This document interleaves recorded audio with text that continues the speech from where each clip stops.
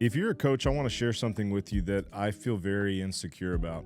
I've never had anyone for over a decade weigh and measure their food. Now, for a long time, I thought that was an inadequacy of me as a health professional. But the more I think about it, I believe that weighing and measuring food is unsustainable in the long term. If you're in the same boat, I want to give you some encouragement that I believe that there is an alternative. That alternative may not be a short-term fix. It may not come easy to most of us, but I think that there is a way that we don't have to keep in the back of our head saying that we're going to need to go back to carrying around Tupperwares and a scale wherever we go. If you have ever felt the frustration of coaching quantity, this is the conversation for you. At the end of this conversation, I'll give you 6 unconventional tactics that you can use for yourself or you can implement with your clients that are sustainable and will make sense for normal human beings. So let's get into it. I'm Spencer Nix, and on this channel, in this conversation, we're talking about the art of radical health and athlete design. And today I think it bears repeating that my education and background is in cognitive science. And so everything that I say, I have a bias. I have a tendency not just to look at tactics, but to look at adaptive methods that incorporate how we're thinking about the thing that we need skills around. I feel like that's especially true today with nutrition. Now, before we get into the strategies of a long-term approach to quantity, I think it's important for us to be on the same page as to why, as coaches, we promote this in the first place. The concept in terms of the calorie had been around for at least 50 years before anyone started using it in regard to nutrition. There's a strong correlation to the industrialization of food and the need for us to get mathematical in terms of how much we eat. Think about that for a second. As we became more efficient with our use of time, and as food became hyper palatable, that means as we started putting things in food that made it more delicious, we needed something outside of what was a natural mechanism of satiation to know how much food we should be eating. So remember this, all of this started as a way to make sure that we didn't overeat and that we didn't have to think about how full we were. Instead, we would just rely on the numbers. That's where calorie counting started. Now, I'm not vilifying tracking. I think tracking's good. It's just that if you're acting like Louis Pasteur for the rest of your life, I think your life's gonna be difficult. Let's understand why tracking can be good. I think there's 3 reasons. Number 1, it can help ourselves and our clients identify eating patterns in the first place. Things like timing, location, frequency. All of those things are absolutely necessary, and we need to pay attention to them. And a lot of times tracking, either through an app or a journal, can bring some awareness around that. That's a good thing. Number 2, being aware of an approximate baseline of food that we consume can help us know specifically what we need to do, what we need to change, especially if we're looking for weight loss, or more accurately, if there's something in particular that we need certain composition goals for, like a sporting event, like some specific thing that we're training for. Lastly, and I think this is the most important reason, it can help us understand our behavioral patterns. Food is not just fuel. And I think anybody that says that is presenting a lofty ideal, but it's not reality. Statements like, I eat this when I'm doing this, or I love to tell myself that I earn this food because of this, can be incredibly helpful at understanding the context and, once again, the mindset that goes around the food that we're consuming. Now, moving forward, if you tell me that the only way to bring caloric accuracy into your diet is by weighing and measuring, I want to argue that there is no way that you can be truly accurate for a diet. I'll give you 2 studies. 1, people have shown that because of day-to-day discrepancies in activity level and the inaccuracy of measurement, that they can be almost off by 20% as far as what they're reporting that they need to consume. And then secondly, and this is not something that you can make up, folks, They did a study where dietitians were responsible for weighing and measuring their food, and even they were off. The people that are professionals at this can't even get it right. So look, bringing awareness to our habits, overall food intake, the emotional correlations of what we eat is fantastic, but let's not think that we're solving some math theorem like Will Hunting by having some calculator every time that we eat. It's impossible to be as accurate as you'd like to be. But just for argument's sake, let's say that we wanted to take the caloric counting method to lose weight. What would we do? Number one, we'd need to know what some reasonable expectations are. Science tells us that 1 to 2 pounds a week, or 0.5 to 1% body fat loss a week is reasonable. So if you have a 200-pound male who wanted to lose 20 pounds, well, that would take between 10 and 20 weeks. Second, we do all agree that weight loss comes from being at a caloric deficit. Science tells us that a good starting point would be somewhere between 14 to 18 times our body weight and the number of calories we need. So like a terrible tax test problem, we would say that a 200-pound male with a high activity level would need 3,600 calories on the high end. Now, here's the most important part. If you got ADD all of a sudden, so did I. We would want to monitor the client's weight to see if what we chose as a caloric goal met the expectations of how much weight loss we would be shooting for. We would want them to lose 1 to 2 pounds a week, but not more. And you would say, well, why would we not want to lose more? Because we want this to be sustainable, and we'll get there in a second. You could do all that, or we could just skip the weighing and measuring of inputs, but keep using the scale to measure the output. You with me on that? The street version of this is that with most people, we're introducing math so they don't overconsume food. If we can figure out how to not overconsume food without math, then maybe food can still look like food instead of this cold, hard, MyFitnessPal app. So let's begin. Let's get into the 6 unconventional tactics that can keep you from wearing a fanny pack for the rest of your life. You and your client, let's say hypothetically, you guys have identified that they do want to lose weight, and they're very concerned because they've tried this weighing and measuring thing only for it to come up short because they can't sustain it, and so they really want to find something that can last them through the rest of their life. These are 6 things that I would do, and from a behavioral standpoint, I would make sure that you do them in this exact order. Number 1, and maybe the most important, is create a slower trajectory. We said this a second ago, and so let's get into this. Because they want this to be sustainable, because they don't want to have to ever lose a large amount of weight again, we need to temper their motivation and their expectations with this long trajectory.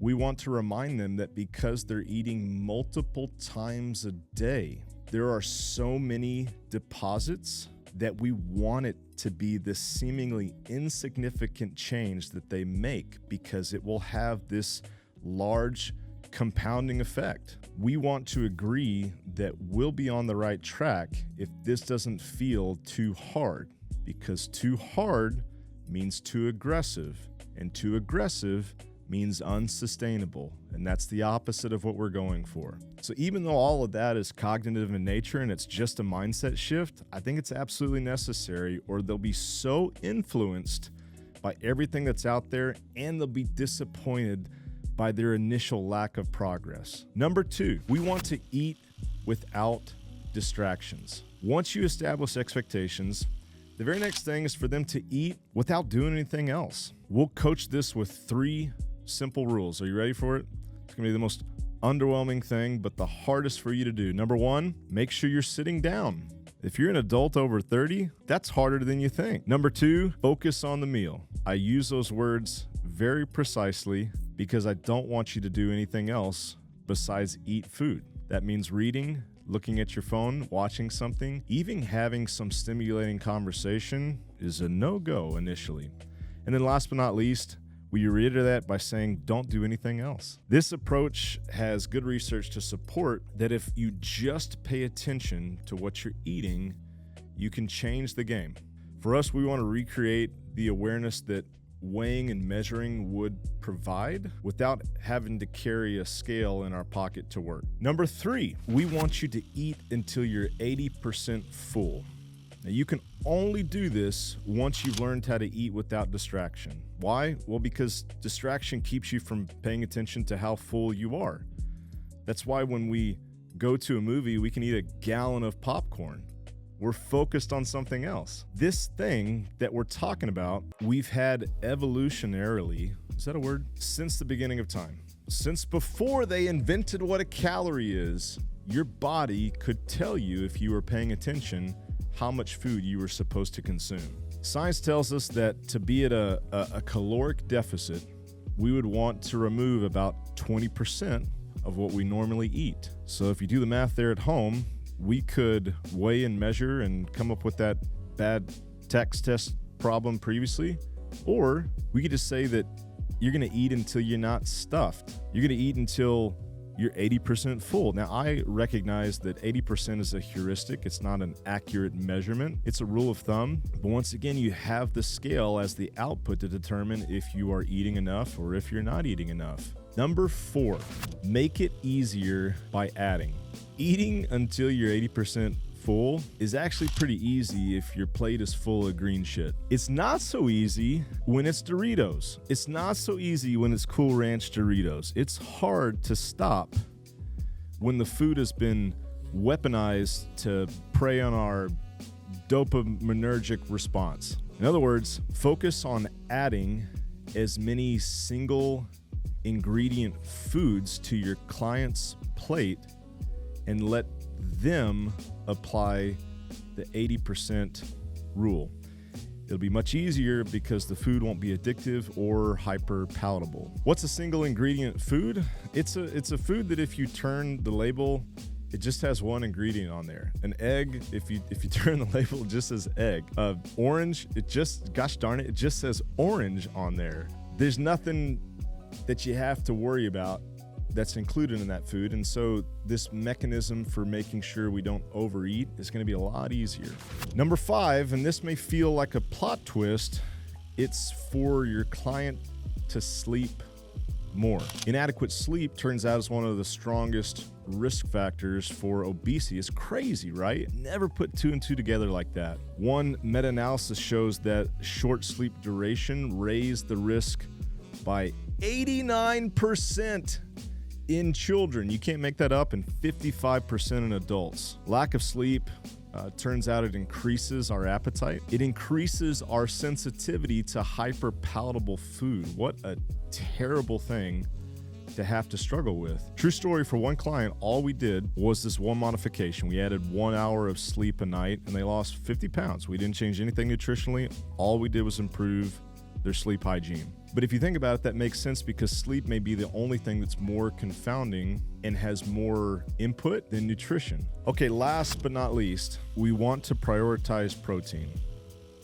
Once we do everything else above, once we have prioritized and changed the expectations, we've removed distractions, we've paid attention to this natural evolutionary satiation mechanism, we're trying to include more and more foods that won't encourage us to overeat, and we're sleeping enough, that's when we would start to prioritize protein. And you say, well, why? Well, we do want to preserve skeletal muscle mass. There is a way to lose weight where you're doing just that. You're losing everything. And when you get to the meat and potatoes, no pun intended, of what people are looking for, they want to improve body composition, which means they actually want to preserve skeletal muscle mass. So at some point, we do want to make sure that this is a priority for us. It's that from a nutritional standpoint and a body composition standpoint, but also we want to train regularly where muscles will be involved. There's also a greater thermogenic response to consuming protein. That just means that protein at adequate levels can produce a higher metabolic rate. That means that if your tummy is this steam engine on a locomotive, it's needing more coal and it's burning at a faster rate. That's how I'd explain it to my kids. We don't have to start weighing, but we found often it's enough just to say, hey, make sure it's on your plate, or hey, make sure you eat it first. Often that's enough. If we did want to be a little bit more precise, we would want to have about 1 palm if I'm a female, and then 2 if I'm a male every time we eat. This equates to about 30 or 40 grams of protein, and so we can find correlations to the calorie, to macronutrient counting, and that 30 or 40 is for gals, and then for guys, if you have the 2 palms, this is between 40 and 60. And so if you're eating on a regular basis, meaning 3 to 4 times a day, that's going to end up being about 0.7 to 1 gram of protein per pound of body weight, which is what scholars and the researchers tell us we need.